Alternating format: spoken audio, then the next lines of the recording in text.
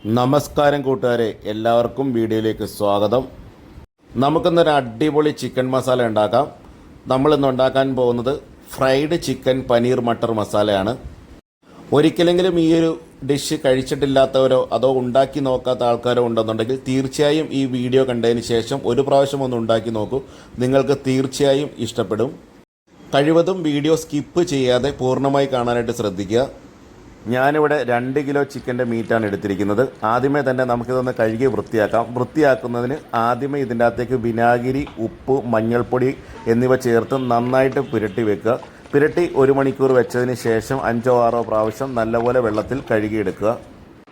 Gravy ഉണ്ടാക്കുന്നതിന് 3 തക്കാളി, മല്ലിയിലയുടെ വേര്, ഒരു 4 സവാള അരിഞ്ഞ് വെച്ചിട്ടുണ്ട്, ഒരു ഫുൾ വെളുത്തുള്ളി നമ്മൾ ചതച്ച് വെച്ചിട്ടുണ്ട്, ഇഞ്ചി, കറിവേപ്പില, മല്ലിയില, ഇത്രയും സാധനം എടുത്തിട്ടുണ്ട്. നമ്മളിവിടെ ഒരു 200 ഗ്രാം മട്ടർ, അതായത് ഫ്രോസൺ മട്ടറാണ് എടുത്തിരിക്കുന്നത്. ഒരു 200 ഗ്രാം പനീർ, ഒരു ക്യാപ്സിക്കം, കുറച്ച് അതായത് ഒരു അരക്കപ്പ് തൈര്, ഇത്രയും സാധനങ്ങൾ നമ്മൾ എടുത്ത് വെച്ചിട്ടുണ്ട്. ഞാനിവിടെ 2 കിലോ ചിക്കൻ്റെ മീറ്റ് എടുത്ത് വെച്ചിട്ടുണ്ട്. ഇനി നമുക്കിത് ഫ്രൈ ചെയ്യുന്നതിന് ഒന്ന് മാരിനേറ്റ് ചെയ്ത് കൊടുക്കണം. അതിനായിട്ട് ആദ്യമേ തന്നെ മഞ്ഞൾപ്പൊടി ഒരു 1/2 ടീസ്പൂൺ ഇട്ട് കൊടുത്തിട്ടുണ്ട്, മുളക് പൊടി ഒരു 1.5 ടീസ്പൂൺ ഇട്ട് കൊടുത്തിട്ടുണ്ട്, ഉപ്പ് ഒരു 1.25 ടീസ്പൂൺ എടുത്ത് കൊടുത്തിട്ടുണ്ട്. ഇതിൻ്റെ അകത്തേക്ക് നമുക്ക് 1 ടീസ്പൂൺ ഇഞ്ചി ചതച്ചതും 1 ടീസ്പൂൺ വെളുത്തുള്ളി ചതച്ചതും ചേർത്ത് കൊടുക്കാം.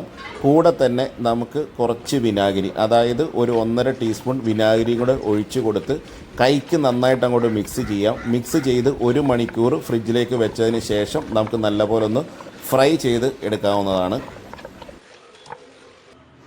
ഞാനിവിടെ അടി കട്ടിയുള്ള ഒരു ഉരുളി എടുത്ത് വെച്ചിട്ടുണ്ട്. അതിനകത്തേക്ക് കുക്കിംഗ് ഓയിൽ ഒഴിച്ച് കൊടുത്തിട്ടുണ്ട്. കുക്കിംഗ് ഓയിൽ ഒന്ന് ചൂടായി വരുമ്പോൾ നമ്മൾ എടുത്ത് വെച്ചിരുന്ന പനീറിൻ്റെ അകത്തേക്ക് കുറച്ച് മഞ്ഞൾപ്പൊടിയും കൂടെ ഇട്ട് കൊടുത്തതിന് ശേഷം അതൊരു 2 to 3 മിനിറ്റ് ഒന്ന് ഫ്രൈ ചെയ്തെടുക്കുക. നമുക്കൊന്ന് ഷാലോ ഫ്രൈ ചെയ്ത് എടുത്താൽ മാത്രം മതി. നമ്മൾ ഈ ഡിഷ് ഉണ്ടാക്കുമ്പോൾ വെളിച്ചെണ്ണയല്ല യൂസ് ചെയ്യണം. നമുക്ക് വേണമെങ്കിൽ mustard oil, rice brand oil, sunflower oil, ഇതിലേത് വേണമെങ്കിലും നമുക്ക് ചേർത്ത് കൊടുക്കാവുന്നതാണ്. പനീർ ഒന്ന് ഷാലോ ഫ്രൈ ആയി വന്നതിന് ശേഷം നമുക്ക് മറ്റൊരു പാത്രത്തിലേക്ക് മാറ്റി വെക്കാം. ഇനി നമുക്ക് ആ പാൻ ഒന്ന് കഴുകി വൃത്തിയാക്കിയതിന് ശേഷം വീണ്ടും അതിൻ്റെ അകത്തേക്ക് കുറച്ച് കുക്കിംഗ് ഓയിൽ ഒഴിച്ച് കൊടുക്കാം.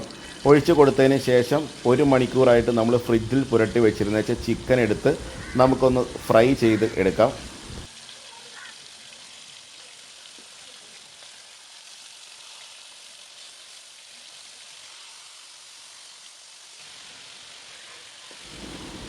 ചിക്കനൊക്കെ ഇട്ട് കൊടുത്തതിന് ശേഷം ആദ്യത്തെ 2 മിനിറ്റ് ഫുൾ ഫ്ലെയിമിൽ ഇട്ടൊന്ന് ഫ്രൈ ചെയ്യുക. അതിനുശേഷം ഒരു മീഡിയം ടു ലോ ഫ്ലെയിമിൽ ഇട്ട് പതുക്കെ ഫ്രൈ ചെയ്തെടുക്കുക. ചിക്കൻ ഇടയ്ക്കിടയ്ക്ക് തിരിച്ചും മറിച്ചും ഇട്ട് കൊടുക്കാനായിട്ട് ശ്രദ്ധിക്കുക. ചിക്കൻ ഇതേക്കൂട്ട് ഫ്രൈ ചെയ്തതിന് ശേഷം നമ്മൾ എന്ത് കറി വെച്ചാലും അതിനൊരു പ്രത്യേക ടേസ്റ്റാണ്. അപ്പം ഈ ഒരു ഡിഷിൻ്റെ പ്രത്യേകത എന്താണെന്ന് വെച്ചാൽ ചിക്കൻ ഫ്രൈ ചെയ്ത് എടുത്ത് മാറ്റിയതിന് ശേഷം നമ്മൾ ഗ്രേവി ഉണ്ടാക്കും. അതിനുശേഷമാണ് നമ്മൾ ചിക്കൻ ആഡ് ചെയ്ത് കൊടുക്കുന്നത്. അപ്പോൾ നമ്മൾ ഗ്രേവി ഉണ്ടാക്കുന്നതും ഈ ചിക്കൻ വറുത്ത അതേ എണ്ണയിൽ തന്നെയാണ്. അപ്പം ആ ചിക്കൻ്റെ എല്ലാ എസൻസും, അതായത് ആ ഒരു എല്ലാ രുചിയും നമുക്ക് ആ ഗ്രേവിയിൽ തന്നെ കിട്ടുന്നതാണ്.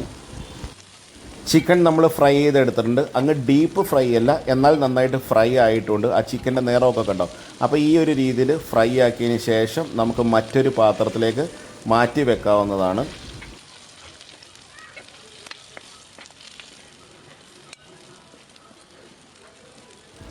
വറുത്ത് വെച്ച ചിക്കനെല്ലാം കോരി മാറ്റിയതിന് ശേഷം ആ എണ്ണ മറ്റൊരു പാത്രത്തിലേക്ക് പകർന്നു വെക്കുക.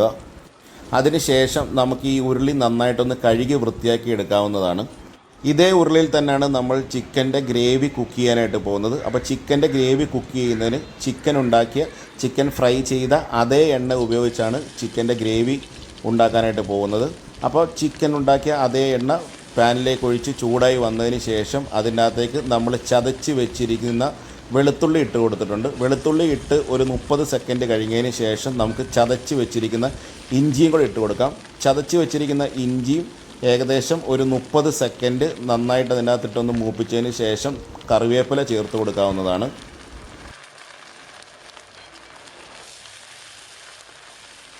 കറിവേപ്പിലയൊക്കെ ഇട്ട് ഏകദേശം ഒരു 30 സെക്കൻഡ് കഴിയുമ്പോൾ നമുക്ക് അരിഞ്ഞ് വെച്ചിരിക്കുന്ന സവാള ഇതിൻ്റെ അകത്തേക്ക് ചേർത്ത് കൊടുക്കാവുന്നതാണ്. അപ്പം 4 സവാളയാണ് നമ്മൾ ഈ ഒരു രീതിയിൽ അരിഞ്ഞെടുത്തിരിക്കുന്നത്.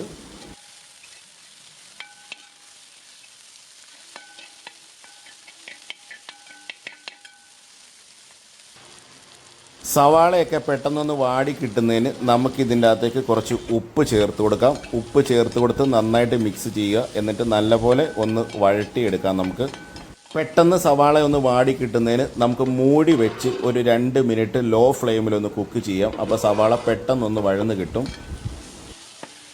സവാളയുടെ നിറമൊക്കെ ഒന്ന് മാറി വന്നിട്ടുണ്ട്. ഇനി നമുക്ക് ഇതിൻ്റെ അകത്തേക്ക് പൊടികൾ ചേർത്ത് കൊടുക്കണം. ആദ്യം തന്നെ നമുക്ക് മഞ്ഞൾപ്പൊടി ഒരു 1/2 ടീസ്പൂൺ ചേർത്ത് കൊടുക്കാം. അതിനുശേഷം മല്ലിപ്പൊടി ഒരു 1.5 ടേബിൾ സ്പൂൺ ചേർത്ത് കൊടുക്കാം. നല്ല എരിവുള്ള റെഡ് ചില്ലി പൗഡർ, അതായത് നമ്മുടെ മുളക് പൊടി ഒരു 2 ടേബിൾ സ്പൂൺ ചേർത്ത് കൊടുക്കാം.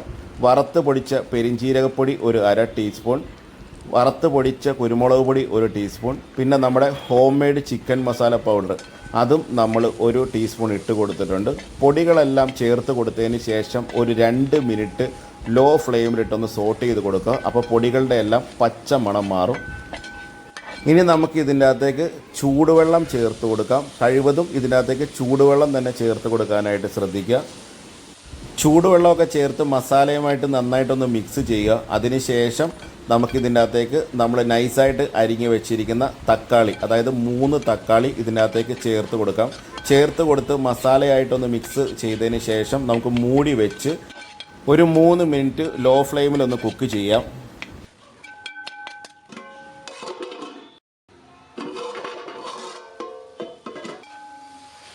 മൂടി വെച്ചൊന്ന് കുക്ക് ചെയ്ത് കഴിഞ്ഞപ്പോൾ നമ്മുടെ തക്കാളിയൊക്കെ വാടി കിട്ടിയിട്ടുണ്ട്. ഇനി നമുക്ക് ഇതിൻ്റെ അകത്തേക്ക് മട്ടർ ചേർത്ത് കൊടുക്കാം.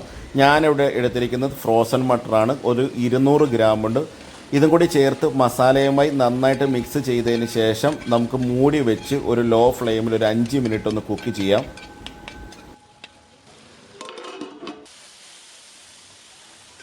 ഇനി നമുക്ക് ഇതിൻ്റെ അകത്തേക്ക് കട്ടത്തൈര് ചേർത്ത് കൊടുക്കാം. തൈര് ചേർത്ത് കൊടുക്കുമ്പോൾ എപ്പോഴും ലോ ഫ്ലെയിമിലോ അല്ലെങ്കിൽ ഗ്യാസിൻ്റെ സ്വിച്ച് ഓഫ് ചെയ്തതിനു ശേഷം മാത്രം ചേർത്ത് കൊടുക്കുക. നമ്മളിവിടെ ഓൾറെഡി ലോ ഫ്ലെയിമിൽ തന്നെയാണ് കുക്ക് ചെയ്തുകൊണ്ടിരുന്നത്. തൈര് ചേർത്ത് 1 മിനിറ്റ് ഒന്ന് സോട്ട് ചെയ്തതിന് ശേഷം നമ്മൾ നേരത്തെ വറുത്ത് വെച്ചിരുന്ന ചിക്കൻ ഈ മസാലയിലേക്ക് ചേർത്ത് കൊടുക്കാം. ചിക്കൻ ചേർത്ത് കൊടുത്ത് മസാലയുമായി നന്നായിട്ട് മിക്സ് ചെയ്യുക. അതിനുശേഷം നമുക്ക് മൂടി വെച്ച് ഒരു 5 മിനിറ്റ് ലോ ഹീറ്റിലൊന്ന് കുക്ക് ചെയ്യാം.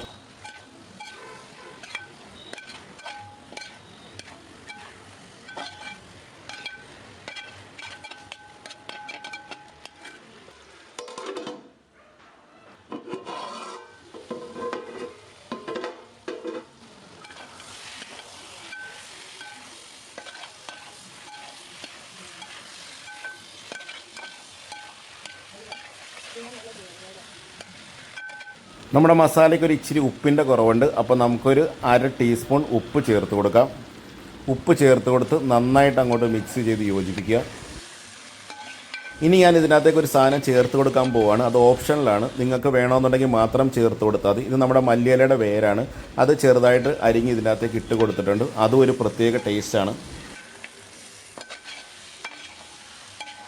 ഇനി നമുക്ക് ഇതിൻ്റെ അകത്തേക്ക് ക്യാപ്സിക്കം ഒരുപാടിട്ട് വേവിക്കേണ്ട ആവശ്യമില്ല. അതുകൊണ്ട് തന്നെ ക്യാപ്സിക്കം ചേർത്ത് 1 മിനിറ്റ് സോട്ട് ചെയ്തതിന് ശേഷം നമ്മൾ നേരത്തെ ഫ്രൈ ചെയ്ത് വെച്ചിരുന്ന ഷാലോ ഫ്രൈ ചെയ്ത് വെച്ചിരുന്ന വെച്ചാൽ പനീറും കൂടെ ചേർത്ത് കൊടുക്കും. പനീറും കൂടെ ചേർത്ത് 1 മിനിറ്റും കൂടെ സോട്ട് ചെയ്തതിന് ശേഷം നമ്മൾ ഗ്യാസിൻ്റെ ഫ്ലെയിം ഓഫാക്കും.